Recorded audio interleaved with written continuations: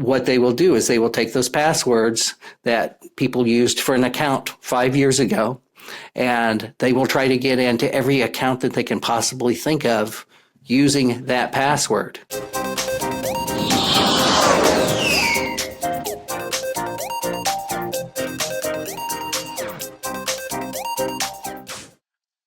Welcome, everybody, to Tech4UsAll, the podcast that makes technology simple and approachable. Whether you're tech adverse, some of you could be, anxious about technology, or just hesitant to embrace it, some of you are, we're here to show how technology isn't as daunting as it seems. Each episode, we unpack everyday technology stuff that you hear with experts from around the world so that we can break it down to plain English to help you feel confident and in control. So I'm your host, Scott Saldinger. I look forward to introducing a great guest every week, and this is no different. Today we have James Harper. He has over 25 years of experience in the cybersecurity industry. He's the founder of Quatronics, a Texas-based firm specializing in cybersecurity solutions. He specializes in security governance, disaster recovery, which we're going to end up talking about today, and cybersecurity training. And best of all, for those of you who know me, being a former Rochesterian, he also spent time in Rochester, New York, getting his master's at University of Rochester. So we're very akin already. I feel like I've known him a long time. James, welcome to the podcast. Thank you. Thank you for having me, Scott. Absolutely. I'm super excited to talk about this because I think when you look at disaster recovery and people hear those two words, it pulls emotions out of them, and then the walls go up before they even want to deal with something. So I think we'll have a great conversation on that. But first, give us all an insight into your technology background, how it started, and what you've seen over the years in your career. So I started with a bachelor's degree in electrical engineering from Rice University. And right out of school, I went to work for Lockheed Martin at Johnson Space Center, spent a little bit of time there, and then moved on to Raytheon, which is a large defense company, first in Boston and then in Denver, Colorado. And from there to L3 Harris in Rochester, New York. They were Harris Corporation at the time that I was there, but they're L3 Harris now. And then I finally finished up my experience with the large defense contractors back at Raytheon here in Dallas. So that's kind of where I've been. What I've done over that time is secure communications for the military. So anything that has to do with military equipment talking to each other, cameras, telephones, just soldiers with walkie-talkies, you name it. That's what I did for communications. And obviously, these kind of communications for military have to be highly secure and not interceptable and not able to be jammed. So that's the big key. I transitioned from the large company into my own company about a year ago. And what I'm specializing now in is compliance and governance for defense contractors to meet cybersecurity requirements that the government is placing on them. I would like to say has placed on them, but unfortunately, the military industrial complex is not quite as secure as we would like it to be, and the DoD has instituted some pretty drastic cybersecurity requirements for contractors that they're going to have to comply with, including third-party audits. So I am working to prepare these companies that do work with the Department of Defense for their cybersecurity audits. Yeah. So, those can be pretty technical, right? I mean, there's a lot that can go wrong in your cybersecurity. So I definitely think that talking about the disaster recovery piece of it is going to be valuable because people can tend to be anxious about the idea that they could be hacked or that someone could get their information, right? Sure. That's the technical stuff. How you recover from that is kind of the challenge. Right. And the key to recovery is to be prepared before you get into the situation where you have to recover. And being prepared means that you understand different scenarios as to what could happen if you lost your information or it got compromised or even modified. And doing that requires you to have training in place, scenarios where you've gone through tabletop exercises. What would we do in this situation? Who would we call? Where would we go from here? And how would we continue business if we lost access to all of our information online? What I like about what you just said is that all of those steps that are done in a business sense are things that really people can take a hold of in their personal life for their own situation as well. Maybe not to the same extent or not with the same technical expertise, but do those things, be prepared to recover. And I think that's going to be walking through those steps is going to be really helpful to people. One thing I want to mention is you mentioned technical type of controls to keep attackers from actually getting into systems. And I remember back in the 80s, one of the first movies I saw was called War Games.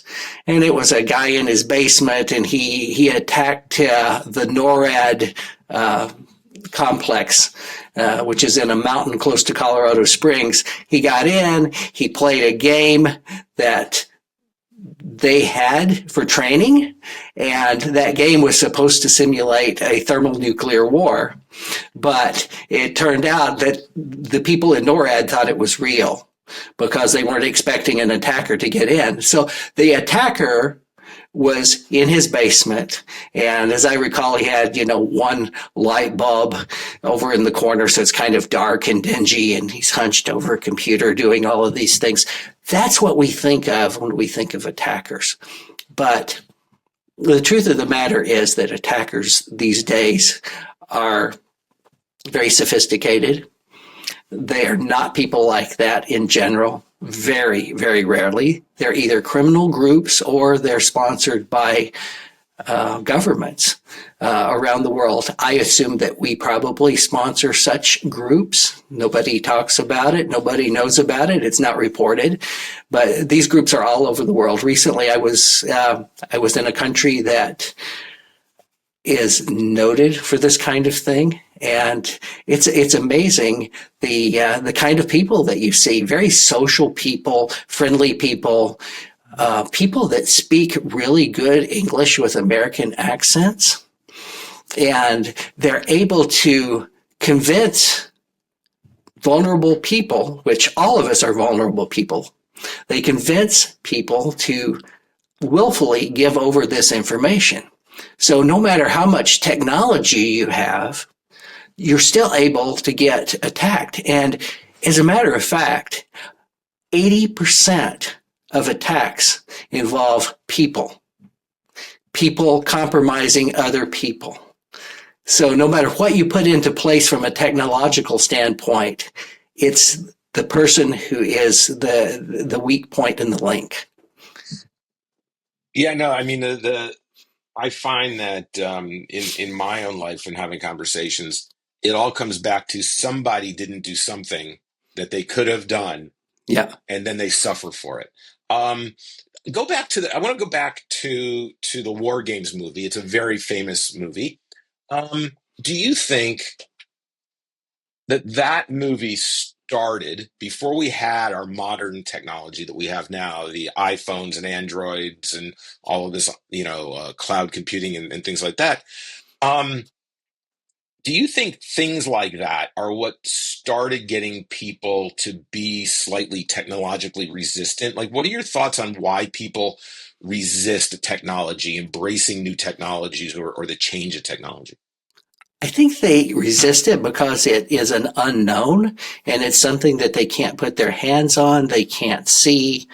We think of the internet. Well, what is the internet? It's okay, you connect wirelessly to something, and then your information kind of goes out there and it floats around and things happen to it, and then we get information back. But we can't really put our fingers on the information. It's not like a piece of paper that we have or something that we can actually touch and feel. So when people don't see things, they have to conceptualize it, and our attention spans are very low, and they're getting less and less over time, and we don't have the ability to really think about what's going on. Let me give you an example of something like this that even experts don't know. ChatGPT. Okay. People have used ChatGPT. They talk to this thing and it gives them answers back. ChatGPT is programmed with mathematics to figure out, based on information that it is fed, what the next word is in the sentence that it's going to present to you. It has no knowledge, really. It's just all mathematics. And somehow it's able to come up with something that makes sense to a human being using that information and what you've given it. But the kicker is that the people that program it, it is so complex mathematically that no human being can understand what it's doing. So if you ask the engineers at OpenAI, the company that makes ChatGPT, if you ask Sam Altman, the CEO, how does this work? They can't tell you. And when people don't know what's going on and they can't put their hands around it, then they become afraid. I think that's the answer. Yeah, I mean, I think that between what has happened in the last 20 or 30 years in just media in general and the portrayal of technology, right? The stories that are told about fictionalized technology, because we're not in a situation where the robots are taking over. It's not Terminator Right. stuff, Right. but that sets the table in people's minds to have that resistance because they've heard a story, true or otherwise, fact or fiction, and that sets the table for what they think technology is going to be and do in their lives. And in reality, it's not. So will we get there one day? Who knows? I don't have a crystal ball. But the reality is that as human beings, any of this technology is only as good or as bad as what we're putting into it, right? And if we're good human beings, we'll put some good stuff in our technology. But there are bad actors out there, and who are they? They are the ones who decide to take steps using technology to compromise people. And in this day and age, Mm-hmm. I think is it correct me if I'm wrong. Almost every living person's information has been compromised in one way or another at this point. Is that not a true statement? I would think that that's a pretty true statement. Yeah. On the dark web, there are databases of billions and billions of usernames and passwords that have been stolen over time. And those databases are available for hackers to pay for with Bitcoin. And what they will do is they will take those passwords that people used for an account 5 years ago, and they will try to get into every account that they can possibly think of using that password. And I say what they can possibly think of. Remember, they have a script to do this. So the computer is running through thousands and thousands of accounts every second, trying to get in and access those accounts using those old passwords. And I think that's why it's very important to have multiple layers of protection in place to try to limit the ability of just one thing like a password leading to your information being compromised. Think of it like this. You have an old castle in the medieval period. How is the castle protected? The castle is protected first by a moat. So any attacker to the castle has to get across the moat. The moat's got water in it. some people can't swim. Some of the castles had alligators in the moat, so they might get eaten once they got across the moat. Once they got across, though, then they've got the wall of the castle. They have to breach the wall, and there are openings in the castle where the defenders can pour down hot oil or drop rocks or shoot arrows. They have to get up the wall into those windows. Now, once they get into those windows, what do they find? They find in the center of the castle is the keep. And the keep is the last place in the castle that is safe, that it can be defended against. So an attacker has to breach each of these layers of security. And what we have to do to protect ourselves is implement layers of security on our own information as much as we can, so that if an attacker gets through one layer, then the next layer is going to prevent them from getting any further. So one of the things that you can do is don't use the same password ever between one account and another. So your email account can't have the same password as your social media, and that can't have the same password as your password to Amazon, for example. So that's one thing that you can do. Keep those passwords somewhere safe. One thing you can do is write them down and put them in a safe somewhere in your house, because the safe, the lock on the safe, that is another layer of protection for those passwords. Your door lock is a layer of protection for those passwords. So they've got to get through your door, they've got to get into your safe, they've got to find the password, and then they have to go to the computer. Okay? So that's one layer that's one thing that you can add for protection, is to never reuse those passwords. And then the second thing that you can add, fairly easy, is called two-factor authentication. So think of it like this. You have a door to your house, and you have two locks on the door. One lock requires a key. The other lock is a digital lock. So you have to have two things. You have to have the thing that you have, which is the key, and the thing that you know, which is the password to the digital lock. So the analogy on the cyber side of things is called two-factor authentication. And two-factor authentication can have multiple forms. One of the simplest ones is an SMS message where you log in with your password, and then the institution, the organization, the company sends you a message to your phone with a second code to use. So an attacker would have to get through both layers of protection in order to get through that. Okay? That's not fail-proof. And it's not fail-proof because someone with very good social skills who has done research for you online may have seen social media posts, and they may know information about your pet's name, your mother's maiden name, where you were born, all of those standard questions that are asked when you call a company.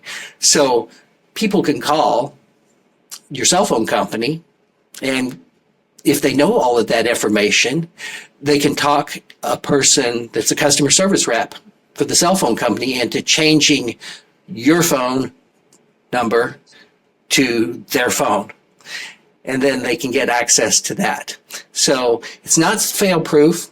There are better ways to do multi-factor authentication. One is with an authenticator application on your phone, where you pull up an application and there's a password that you can use only for a few seconds at a time. And then there's even a more safe way where you can there's a device called a YubiKey. That's one example of a device that's its brand name that you plug into your computer, and that has to be plugged in at the same time that you type your password. So again, it's like the digital lock on your house as well as a key. So this is a methodology that people can use to put up those layers of defense, just like a castle would have layers of defense around it with the moat and the walls and the keep and so forth. No, that's a great analogy. I really like the castle analogy because it makes it simple for to understand.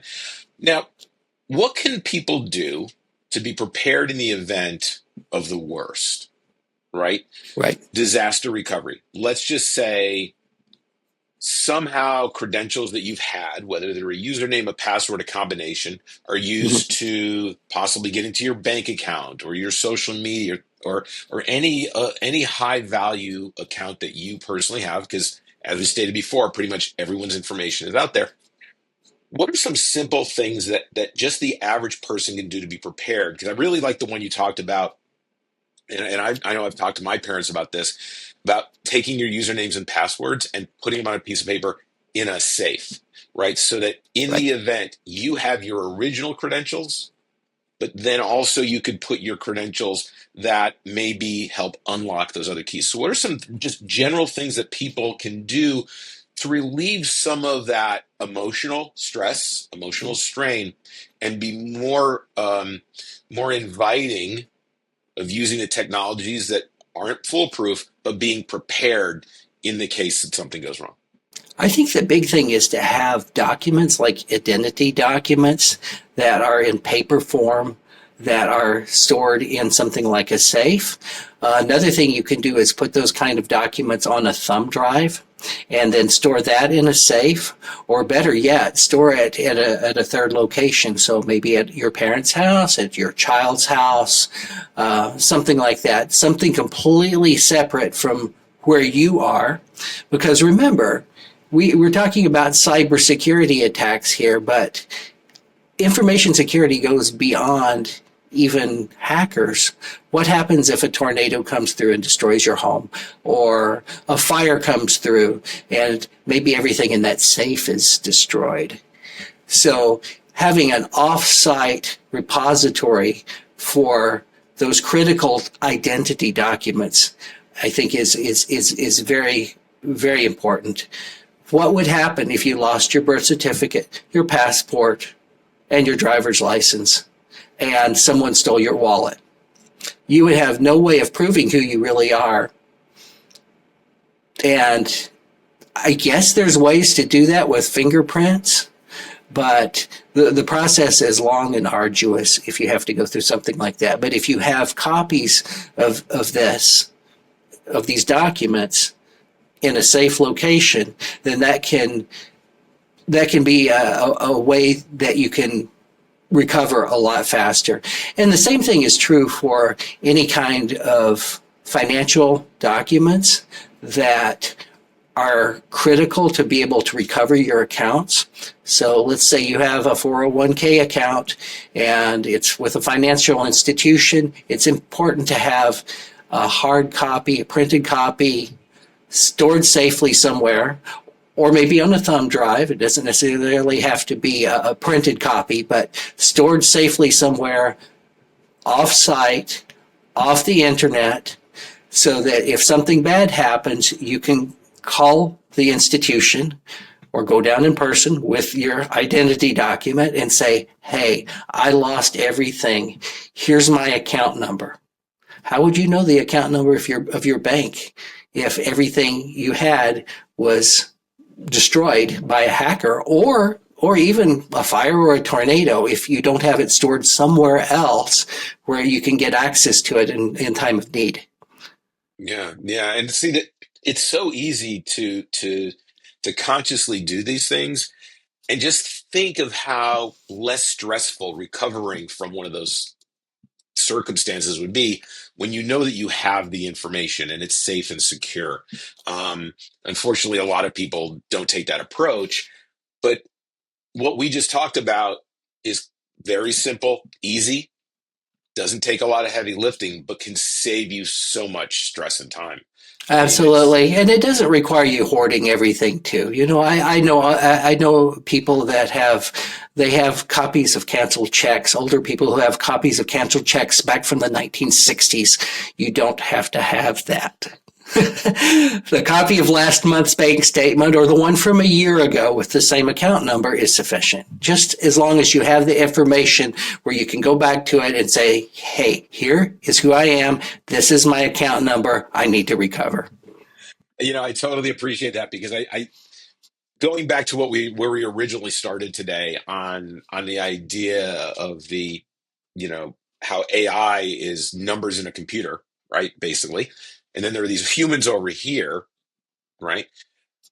Humans over here don't realize that those 20 years of checks that have been sitting in a box are data points the same as they would be on a hard drive if you just left it there in the corner of your home, right? I Sure. mean, all of those things are data, and disaster recovery doesn't have to be painful if you've got your own personal process, and it'll never be as extreme as a business, but it's easy enough so that you can get your arms around it, be prepared, and then make it simpler and easier so you just have less stress.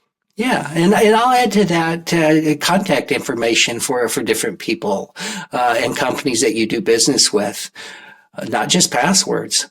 If you lost your cell phone, would you know your best friend's phone number? A lot of us wouldn't now, but just having a simple sheet with phone numbers, email addresses of all of our friends, our bank, etc. It's very very helpful in the time of need.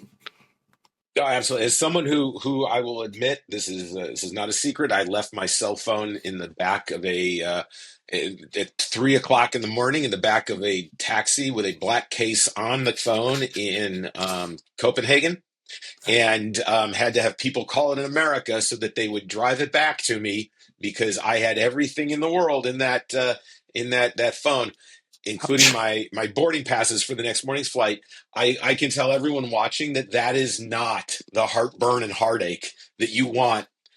It was an hour and a half, but it was enough for me to realize I always have to have some other information. So, this has been a great conversation because I really think that just getting more comfortable with this digital world that we live in, that's not the movies, that's not the horror stories, but the real stuff is so important for people to really get their heads around. And it's not as big and daunting as it's made out to be a lot. So I appreciate this conversation we've had, James. Sure, sure. Yeah. One thing I want to add is it's very important to verify the sources of your information. So we've not really mentioned too much about phishing emails, but we've all gotten them where we get an email that claims to be from our bank or from a retailer we do business with or a friend. It's really important to verify the information that you're being sent. I'll tell you a quick story along that line. Um, 2 years ago, I think it was my birthday, and I needed a new air compressor. I'd been talking about it for a while, and budget wasn't that large, so I went to Harbor Freight.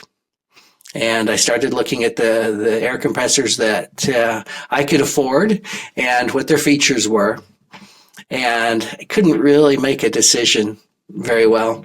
And so I'm looking here, looking there, and my phone buzzes at some point. I'm like, okay, I must have gotten an email. I open up my email, and the email is from Harbor Freight. Okay. And it says, "Happy birthday, James. You've just won an air compressor." And I'm like, wow, this is my lucky day. About that time, one of the employees came by and he says, can I help you with these air compressors? And I said, well, if you'd asked me a minute ago, you could have, but not now because I just won an air compressor from Harbor Freight. So I clicked on the link and it took me to what absolutely looked like the Harbor Freight website. and it showed me the compressor I won. It was a $700 air compressor, and all I had to do was pay $9.99 for shipping. So Wow, I, that must have been very slow shipping. I got to be honest with you. That yeah, very slow shipper. yeah, but I was excited, and this is exactly what I needed, and I wasn't thinking very well. I put in my credit card number, and it was declined. The problem was, though, that I thought it was the credit card because this particular card had been, I think, part of a breach at Target or one of the major retailers within the previous year. They had replaced it already 3 different times. And I'm like, you know what? I'm going to cancel this card after we get off, after I finish this. But in the meantime, I'm going to pull out another card and put it in. So I put it in, and it was declined. And then I realized there's something wrong with this. I wasn't sure what it was, but I called both credit card companies, got it canceled, and sure enough, somebody had tried to use it in Vietnam to buy Bitcoin or gambling tokens or something with. And when I got back home, I looked at the email a little bit closer, and they had replaced the A in Harbor with a Cyrillic character that looks like an A. But everything else was completely cloned. So it's really important to stay vigilant with these kinds of things and not just respond immediately to what you get. You get an email like that, you go and log on to the Harbor Freight website with your name and username and password, and hopefully the multi-factor authentication.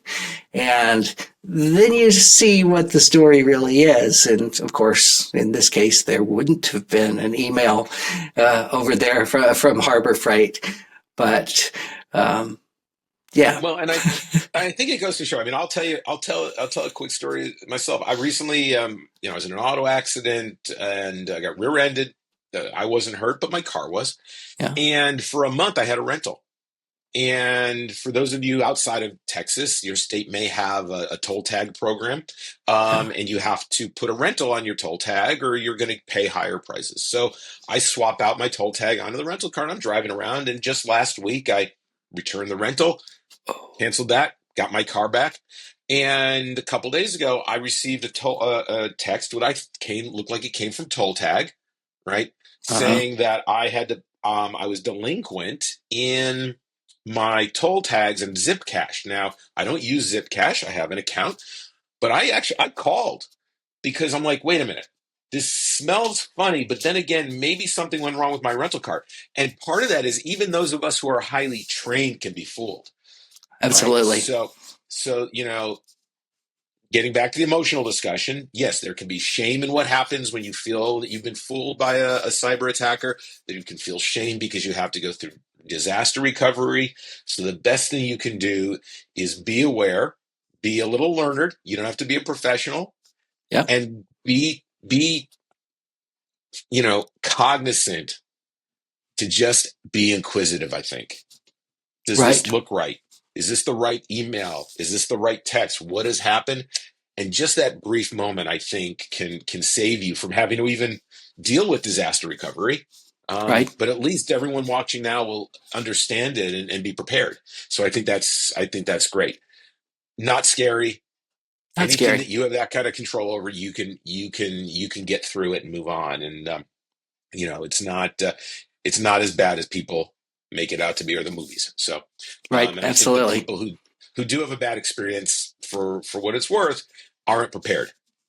And I Right. think that's the story we get. So, James, this has been tremendous. A lot of insightful information. Down in the show notes, everybody, you'll get some information about James. You'll get a link to his website. He has his own podcast, so maybe if you want to, I don't know, get involved in something a little more technical than this, because I looked and I'm like, some of this stuff is Greek to me, and I work in technology. But hey, if it suits you, I recommend going and checking it out. But thank you so much, James, and all of you who've spent the last half hour with us. Tech is for everyone. Tech is for all, and that's why we're here doing this. Is just to make it a little easier, a little more a little more appetizing so that you can use it and not be afraid of it and not worry that something's going to go wrong so you can embrace it into your life. So, James, again, thank you, everybody. It's been great. Come back. We'll be back next week. Hey, thank you, Scott. Thank you.